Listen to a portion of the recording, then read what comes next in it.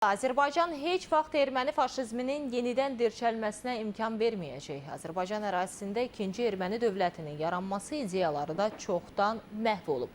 Bugün hər hansı statusdan, xüsusi imtiyazdan bəhs edənlər dərk etməlidirlər ki, Azərbaycanın ərazi bütövlüyü, suverenliyi bir ovuc erməninin qüdazına verilə bilməz. Prezident İlham Əliyevin ötən gün İsmayıllı rayonuna səfəri zamanı səsləndirdiyi bu fikirlər qisasçılıq hisslərindən hələ də xilas olmayan Ermənistana növbəti xəbərdarlıqdır.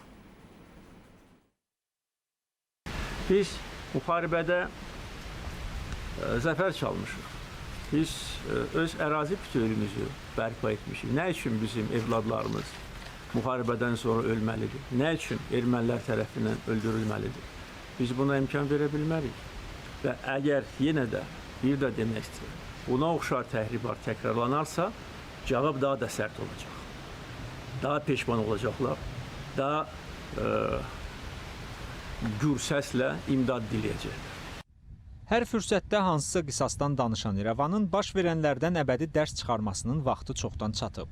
Revanşist ovqatı yenidən dirçəltməkdə maraqlı görünən Ermənistanın çırpınışlarının yeni havadarlar axtarışında olmasının heç bir əhəmiyyəti yoxdur. Dəmir yumruğun bir hissəsi olan qisas əməliyyatı ermənilərin Qarabağla bağlı xüryalarının üstündən bir dəfəlik xətt çəkdi. Qisas əməliyyatından sonra yüzlərlə erməni hərbçisi Qarabağ bölgəsindən çıxarılıb. Bu onu göstərir ki, əfsuslar olsun ki, belə əməliyyatların təsiri var və əfsuslar olsun ki, ona görə deyirəm ki, buna gətirib çıxarmaq lazım deyil. Sadəcə olaraq Ermənistan bizim xəbərdarlıqlarımızı düzgün təhlil edib, düzgün nəticə çıxarsaydı, buna ehtiyac qalmazdı. Hər halda birinci biz başlamamışıq, biz istədiyimizi təmin etmişik, öz torpağımızda möhkəmlənmişik və möhkəmlənəcəyik. Azərbaycan Cənubi Qafqazda sülhün, əmin-amanlığın bərpasını istəyir və bu istiqamətdə çalışır. Bölgədə infrastrukturun yenidən qurulması layihəsi həm də multikultural dəyərlərə sahib dövlətin vətəndaşları üçün də perspektivli gələcək vəd edir. Bugün Ermənistan-Azərbaycan arasında gedən normallaşma prosesində Qarabağ mövzusu yoxdur. Yəni, belə cəhdlər olub, amma heç vaxt mən buna razılıq verməmişəm. Ermənistanın buna nə daxili var? Bu bizim daxili işimizdir. Bugün danışıqlar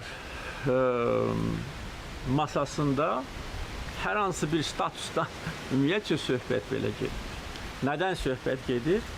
Qarabağda yaşayan ermənilərin hüquqları və təhlükəsizliyi.